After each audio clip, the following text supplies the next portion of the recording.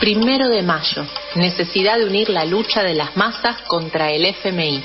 El 1 de mayo fue una jornada de lucha internacional y nacional de la clase trabajadora y sus organizaciones, de homenaje a los mártires y reconocimiento de las tradiciones y enseñanzas que nos dejaron quienes nos antecedieron en la ardua tarea de enfrentar al capitalismo, sus estados, gobiernos y partidos, sostenedores del actual orden social.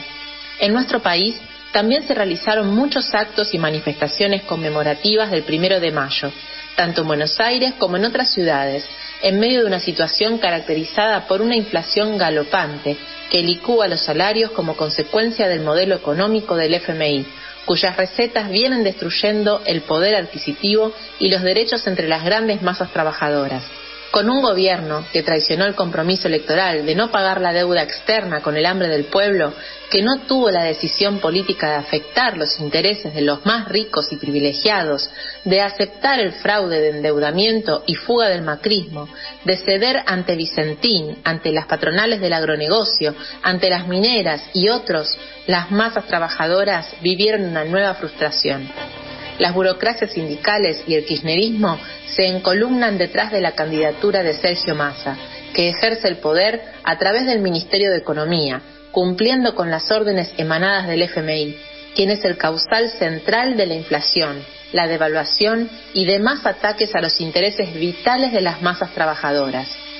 Por su parte, los sectores más reaccionarios de la clase capitalista, organizados en Juntos por el Cambio o en la ultraderecha de Milei, levantan abiertamente sus programas antipopulares, anunciando que si asumen el gobierno, luego de las elecciones, adoptarán medidas draconianas contra los intereses de las mayorías trabajadoras, como la dolarización, por ejemplo, que en un contexto como el actual representaría un golpe demoledor a los ingresos. Es que no hay salida para el país ni para la clase trabajadora con el programa económico del Fondo Monetario. Es necesario romper con sus políticas, suspender el pago inmediatamente e investigar el fraude y la fuga del macrismo, además del mecanismo fraudulento de la deuda en su conjunto. Solo así se podrá reconstruir la economía nacional y defender los derechos amenazados. Para esto es necesario unir las fuerzas tras un solo grito: fuera el FMI. La clase trabajadora, protagonista excluyente de la jornada del 1 de mayo,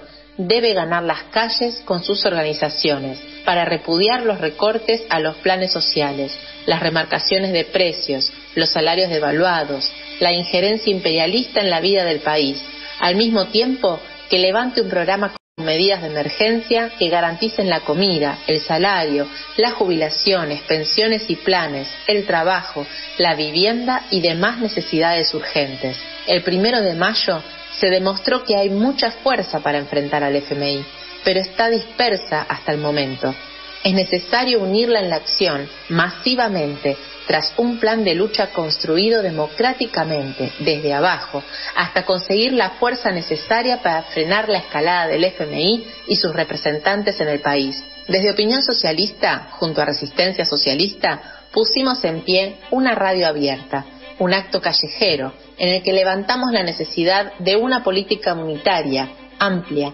capaz de movilizar a miles y miles, de cambiar la relación de fuerzas con los agentes del Fondo Monetario, léase gobierno, oposición patronal, liberfachos o burocracia sindical.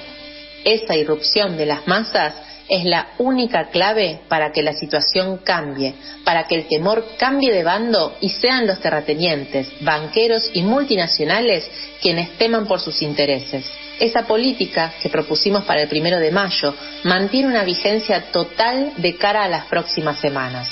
ya que estuvo planteado unir ampliamente en las calles a diversas organizaciones, como ocurrió por ejemplo en Rosario, donde sindicatos de extracciones e identidades diferentes se unieron en una acción para marchar desde la Bolsa de Comercio al monumento a la bandera en repudio al FMI. El hecho de que algunas de esas organizaciones se identifiquen con el gobierno o con el peronismo no puede ser un argumento para no practicar la unidad de acción, sino lo contrario. Las posiciones sectarias no fortalecen, sino que debilitan. La izquierda clasista no puede tener un criterio electoral o electoralista para negarse a promover la más amplia movilización en las calles contra el FMI, porque eso le impediría jugar el rol que hoy la realidad reclama del clasismo, para acrecentar la fuerza del enfrentamiento a los planes del imperialismo y sus representantes locales. Entendemos que la unidad de acción es un primer paso en una dinámica de enfrentamiento a los enemigos de clase,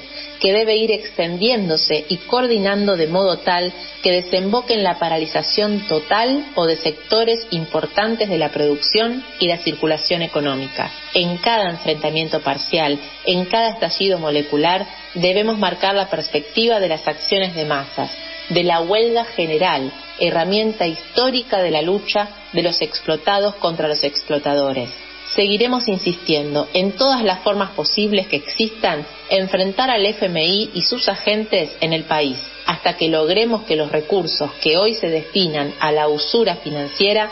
sean destinados a las necesidades de las masas trabajadoras.